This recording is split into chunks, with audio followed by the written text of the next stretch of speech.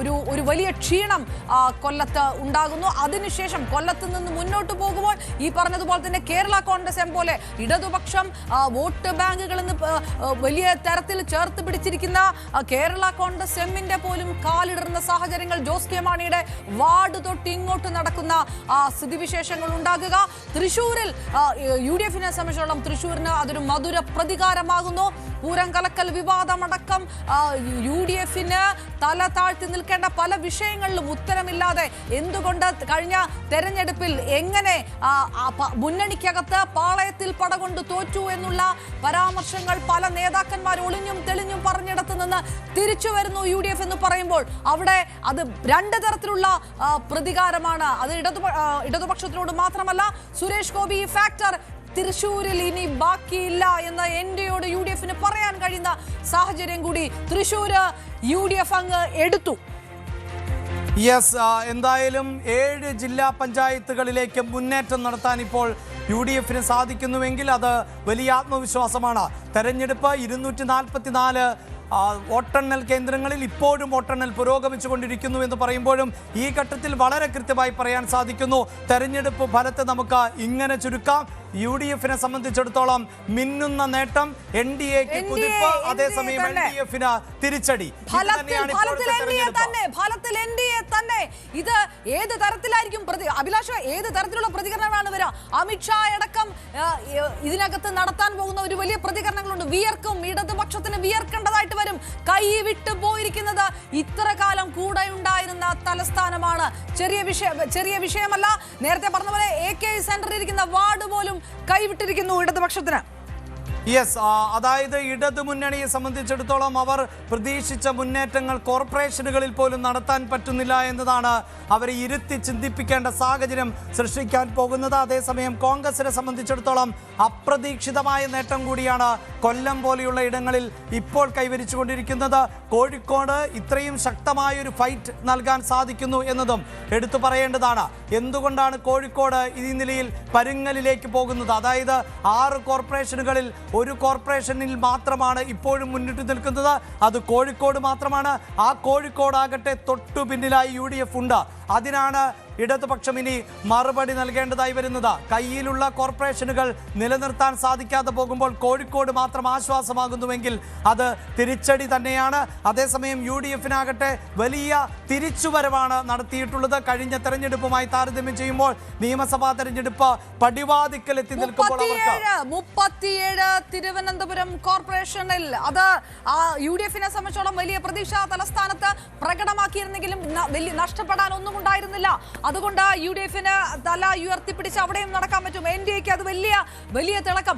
ഈ ഒരുപക്ഷെ അഭിലാഷ് ഈ കൃത്യമായിട്ടുള്ള വിജയ ഫോർമുലയായിട്ടൊക്കെ വരുന്ന ചില പടങ്ങൾ അമ്പയെ പരാജയപ്പെടുകയും ചെറിയ ചില സിനിമകളൊക്കെ ജയിക്കുന്ന പോലെയുള്ള ഒരു വിവരമുള്ളത്, ശബരിമല സ്വർണ്ണക്കൊള്ള ചർച്ച ചെയ്യപ്പെട്ട ഈ തെരഞ്ഞെടുപ്പിൽ A പത്മകുമാറിന്റെ വാർഡിൽ BJP-യുടെ സ്ഥാനാർത്ഥി വിജയിച്ചു എന്നുള്ളതാണ്.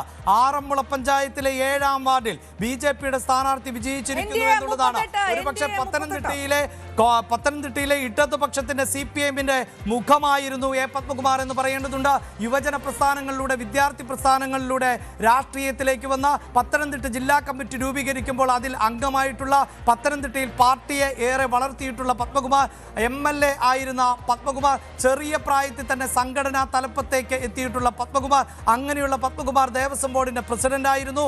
ആ പത്മകുമാറാണ് ശബരിമല സ്വർണ്ണക്കൊള്ളയിൽ ഇപ്പോൾ ജയിലിൽ കിടക്കുന്നത്.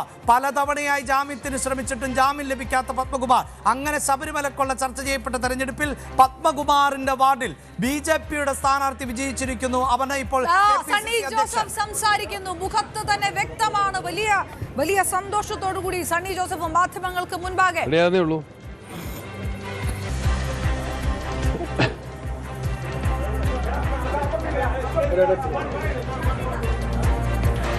ഹലോ ഹലോ ഹലോ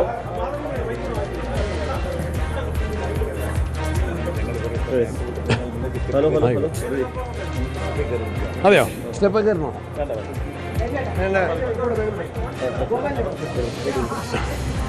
വലിയ സന്തോഷമുള്ള വക്കീല്. UDF തികഞ്ഞ സന്തോഷത്തിലാണ്. ജനങ്ങൾ, കേരള ജനത ഞങ്ങൾക്കൊപ്പം അതിശക്തമായ പിന്തുണ നൽകി ഞങ്ങളെ വിജയിപ്പിച്ചു. സർക്കാരിൻ്റെ ജനദ്രോഹ നയങ്ങൾ ഞങ്ങൾ തുറന്നുകാട്ടി. ജനങ്ങളത് മനസ്സിലാക്കി. LDF പാടെ തള്ളിക്കളഞ്ഞു. UDF ചരിത്ര വിജയത്തിലേക്ക് കുതിക്കുകയാണ്. കൂട്ടായ പരിശ്രമം, നല്ല മുന്നൊരുക്കം, നല്ല സ്ഥാനാർത്ഥികൾ, കഠിനാധ്വാനം, അതിൻ്റെ എല്ലാം ഫലമാണ് ഇപ്പോൾ വന്നുകൊണ്ടിരിക്കുന്നത്. കൂടുതൽ റിസൾട്ട് വന്ന് വ്യക്തമായ വിശദാംശങ്ങൾ നൽകുന്നതാണ്. തിരുവനന്തപുരത്തെ കാര്യങ്ങൾ കോർപ്പറേഷൻ്റെ ഡീറ്റെയിൽസ് ഞങ്ങൾ പഠിച്ചുകൊണ്ടിരിക്കുകയാണ്. കോർപ്പറേഷനിലും എല്ലാ സ്ഥലത്തും UDF ശക്തമായിട്ട് മുന്നേറിക്കൊണ്ട് നില മെച്ചപ്പെടുത്തിക്കൊണ്ടിരിക്കുകയാണ്. ഡീറ്റെയിൽ നമുക്ക് കാണാം. ഞാൻ വിശദമായിട്ട് പിന്നെ പറയാൻ ഫലം അനലൈസ് ചെയ്തിട്ട് പറയാം. സണ്ണി ജോസഫ്, വലിയ സന്തോഷത്തിൽ തന്നെയാണ് UDF എന്ന് പ്രതികരിക്കുന്നു. തിരുവനന്തപുരത്ത് എന്ത് സംഭവിച്ചു എന്ന് അത് പരിശോധിച്ചിട്ട് പറയാം. പക്ഷേ പലയിടത്തും തിരിച്ചു വരാൻ കഴിഞ്ഞതിലെ സന്തോഷം മറച്ചു വെക്കുന്നില്ല. സ്വാഭാവികമായിട്ടും നേരത്തെ പറഞ്ഞതുപോലെ തന്നെ ഇത് സെമി ഫൈനലാണ് എന്ന് ആവർത്തിച്ച് പറഞ്ഞുകൊണ്ടിരുന്ന UDF-നെ എടുത്തു കാണിക്കാൻ ഒന്നിലേറെ കോർപ്പറേഷനുകളടക്കം കയ്യിൽ നിൽക്കുന്ന സാഹചര്യം. കേരള ജനത ഞങ്ങൾക്കൊപ്പം നിൽക്കുന്നു എന്നാണ് KPCC-യുടെ സംസ്ഥാന അധ്യക്ഷൻ പറയുന്നത്. LDF-ന്റെ കള്ളപ്രചാരണങ്ങൾ ജനം പാടെ തള്ളിക്കളഞ്ഞു. UDF ചരിത്ര വിജയത്തിലേക്ക്. തിരുവനന്തപുരം കോർപ്പറേഷന്റെ കാര്യം വിശദമായി പരിശോധിച്ചിട്ട് പറയാമെന്ന് പറയുന്നു. LDF സർക്കാരിന്റെ ജനദ്രോഹ നയങ്ങൾ ആണ് UDF ഇപ്പോൾ തുറന്നു കാട്ടപ്പെട്ടത്. അത് ജനങ്ങൾ കണ്ടു എന്നുകൂടിയാണ് ഇപ്പോൾ പറയുന്നത്. ഏറ്റവും പ്രധാനപ്പെട്ട വിവരങ്ങൾ ഇപ്പോഴും പുറത്തു വന്നുകൊണ്ടിരിക്കുന്നു. മഹിളാ മോർച്ചയുടെ സംസ്ഥാന അധ്യക്ഷയായിട്ടുള്ള നവ്യ ഹരിദാസ് വിജയിച്ചിരിക്കുന്നു. കോഴിക്കോട് കോർപ്പറേഷനിൽ 3ാം വട്ടവും നവ്യ വിജയിക്കുന്നു എന്നുള്ളതാണ്. കോഴിക്കോട് ഇപ്പോൾ